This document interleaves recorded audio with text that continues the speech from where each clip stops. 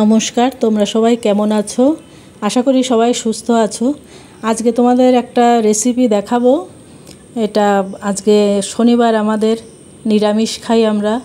তো নিরামিষ একই জিনিস রোজ রোজ তো ভালো লাগে না, তাই আজকে পনির বিরিয়ানি করেছি নিরামিষভাবে।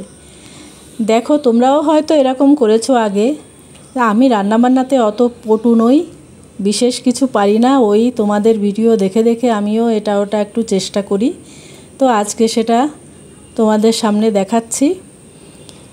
পনির কটা প্রথমে একটু ভেজে নিলাম, একটুখানি সামান্য নুন হলুদ মাখিয়ে। খুব বেশি কড়া করে না ভাজাই ভালো, একটু ভেজে এবার তুলে নেব। এবার বড় বড় করে একটু আলু কেটে নিয়েছি কয়েকটা, একটু নুন হলুদ দিয়ে একটু সেদ্ধ করে নিয়েছিলাম আগে। বেশি না, অল্প সেদ্ধ, যাতে আলুগুলো ভেঙে না যায়। একটু রান্নাও করব, তারপর সেটা আবার ভাতের মধ্যেও দিতে হবে, কাজে সেই মতো করে খুব বেশি সেদ্ধ করা যাবে না। আলুগুলো কেটে আমি একটু কাঁটা চামচ দিয়ে একটু ফুটো ফুটো করে নিয়েছিলাম ভেতরে, যাতে মশলাপাতিগুলো একটু ভেতরে ঢোকে, যাতে আলুতে স্বাদটা হবে খেতে। ভাজা হয়ে গেছে, আলুগুলো তুলে নিলাম। এবার একটা মশলা তৈরি করে রাখি। মশলাটা আগের থেকে একটু তৈরি করে রেখে দিলে না, বেশ মশলাটা একটু সুন্দর থকথকে ভাব হয়। আর না হলে একটা খিচখিচ ভাব থেকে যায়, ওটা খেতেও ভালো লাগে না, খাওয়ার সময় মুখে পড়ে ভালো লাগে না। এখানে আমি জিরে ধনের গুঁড়ো এক চামচ করে নিয়েছি, আর 1 চামচ গরম মশলার গুঁড়ো, আর 1 চামচ মতো বিরিয়ানির মশলার গুঁড়ো, আর 1 চামচ লাল লঙ্কার গুঁড়ো।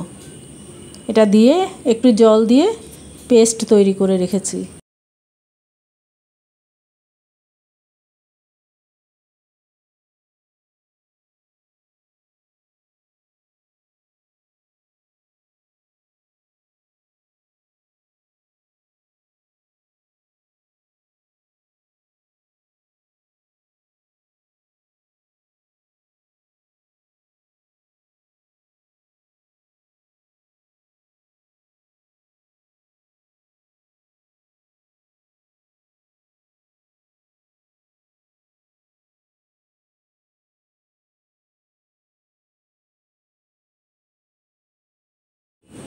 এখানে আমি একটা পেস্ট বানিয়ে নিয়েছি আগের থেকে। এখানে প্রায় 6-7টা মতো কাজু আছে, 2 চামচ মতো পোস্ত আছে, আর 1 চামচ তিল আছে, সাদা তিল, আর একটা টমেটো, আর 4-5টা মতো কাঁচা লঙ্কা। এটা দিয়ে আমি মিক্সিতে পেস্ট করে নিয়েছি। মশলাটা রেডি করা থাকলে রান্নাবান্না করতে একদম খুব সুবিধা হয়ে যাবে।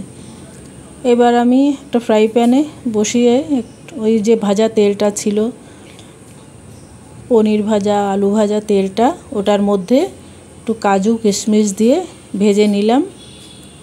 ভেজে নিয়ে একটু ফোড়ন দিচ্ছি, জিরে তেজপাতা, বেশিরভাগ রান্নাতে যেমন দেওয়া হয় জিরে তেজপাতা ফোড়ন দিয়ে ওই পেস্ট মশলা যেটা রেডি করে রেখেছিলাম সেটা দিয়ে একটু কষাবো। যতক্ষণ পর্যন্ত জলটা থাকে ততক্ষণ পর্যন্ত একটু কষিয়ে নেব।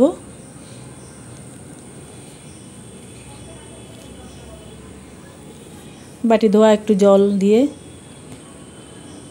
দিলাম। ওই পেস্টটার মধ্যে একটু আদা দেওয়াও ছিল, এটা আমি তোমাদের বলতে ভুলে গেছি। এখানে এই যে কাজু, পোস্ত, তিল, টমেটো, কাঁচা লঙ্কা, এই যে মিক্সিতে পেস্ট করেছিলাম সেই পেস্টটা একটু দিয়ে একটু নাড়াচাড়া করে ওইটা মিক্সি জারটা ধোয়া একটু জল দিয়ে একটু গ্রেভিটা বানাতে হবে। অল্প, বেশি গ্রেভি বেশি করব না, অল্প মতো। এবার আলুগুলো দিয়ে দিলাম। আলুগুলো তো আধা সিদ্ধ হয়েই গেছে। আধা সিদ্ধ হয়ে যাওয়ার পরে একটু ভেজে নিয়েছিলাম, বড় করে আলুগুলো কাটা, যাতে মোটামুটি সেদ্ধটা হয়। তারপর ভাতের মধ্যে দিলে আরও খানিকটা সেদ্ধ হয়েই যাবে।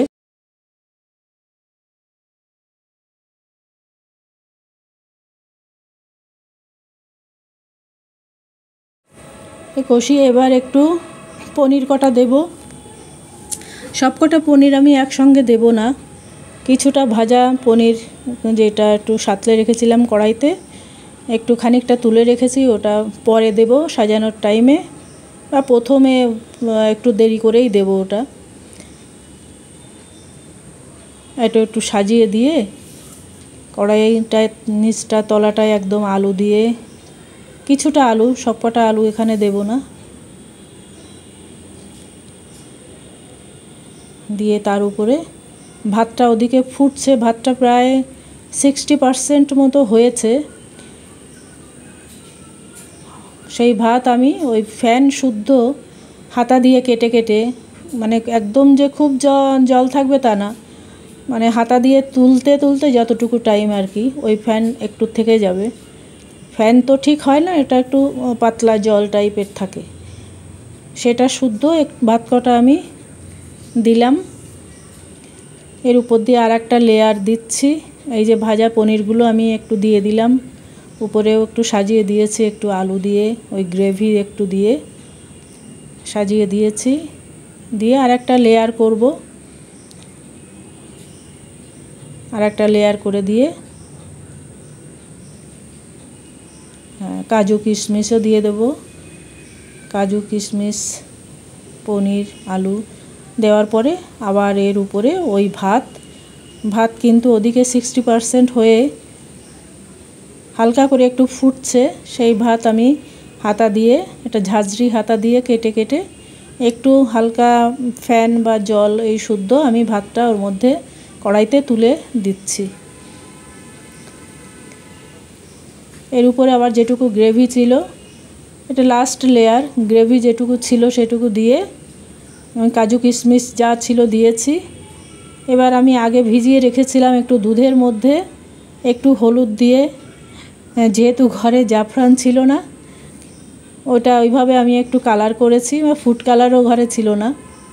তার উপরে আমি একটু ঘি দিয়ে দিলাম, একটু বিরিয়ানি মশলা দিয়ে ওটাকে একটু পাতিয়ে, একদম